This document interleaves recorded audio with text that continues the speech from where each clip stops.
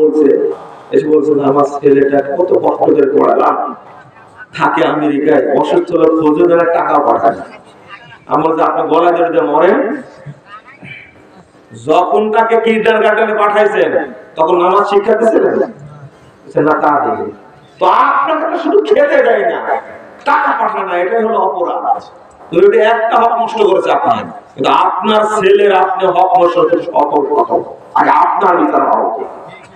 যারা তো বৃদ্ধাশ্রমে চলে যাবে, আপনি ইসলামকে তাচ্ছিল্য করতেন, এখন বুড়া হয়ে গেছে, মাজা মাথা হয়ে গেছে, দাঁড়িয়ে একটা ছোট্ট করে বকরির মতো রাখছেন আর মসজিদে পড়ে পড়েন। ইসলামের দুর্নাম কেন করেছেন? বড় ছেলেটাকে ডাক্তার বানাইছেন, কি বানাইছে? ডাকাত। ডাকাত। আর মেজরটা বানাইছে জানোয়ার, ইঞ্জিনিয়ার। আর ছোটটা বদের হাট দিয়েছিল, মাদ্রাসা দিয়ে হুজুরের পিঠা ঠিক করবে। ও 1 বছর পরে জুব্বা গায়ে ভিক্ষা করা শুরু করেছে, ওর ব্যবসা ও করছে।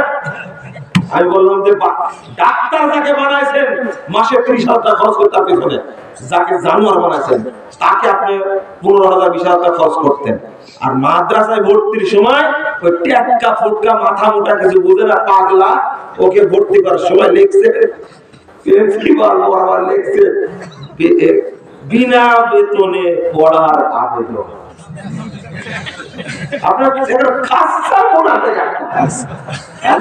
আপনি বলবেন তখন এরকম আমাকে মাদ্রাসা করে ভিক্ষা করে বেড়ায়, মাদ্রাসা করে ভিক্ষা করে বেড়ায়, আরে ভিক্ষা দে, আল্লাহ দেওয়া, তোমার সন্তান ভিক্ষা করে বেড়ায়, তোমাকে বঞ্চিত করেছে।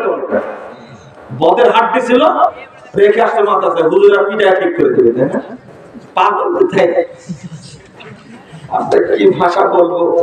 এই হলো বর্তমান যুগের শিক্ষার অবস্থা। ওই বাপের নিয়ে একটা আলোচনা খারাপ ছিল।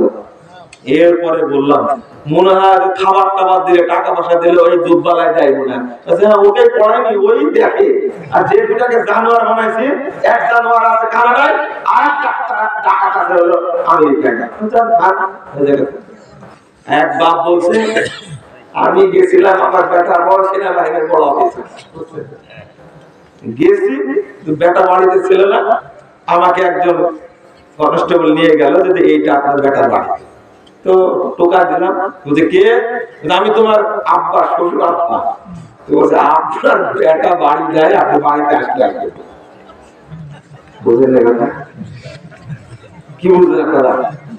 বেটা বাড়িতে নাই, যদি আসে তখন আসে, তখন বাপ অপেক্ষা করবো বসে থেকে।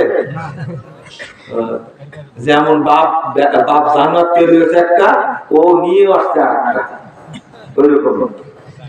এইগুলো হলো বস্তুবাদী শিক্ষার কি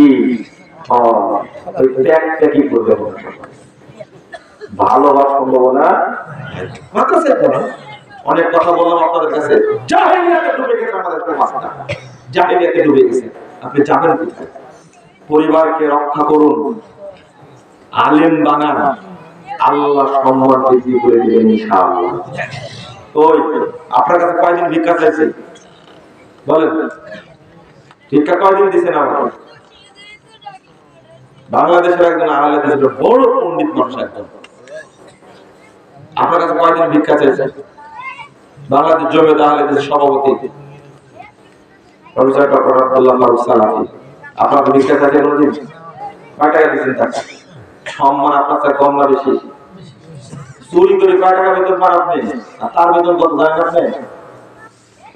ডক্টর মুস্তাফির নাম শুনেছেন? আপনার কত স্কেল হবে? এই মানব তৈরির প্রতিষ্ঠানে চাকরি করে কত স্কেল হবে আপনার মনে করে দেখি, কত হতে পারে? 1 লাখ টাকা বেতন কোনোদিনই হবে না আপনার, মনে রাখবেন। বুঝছেন কথা?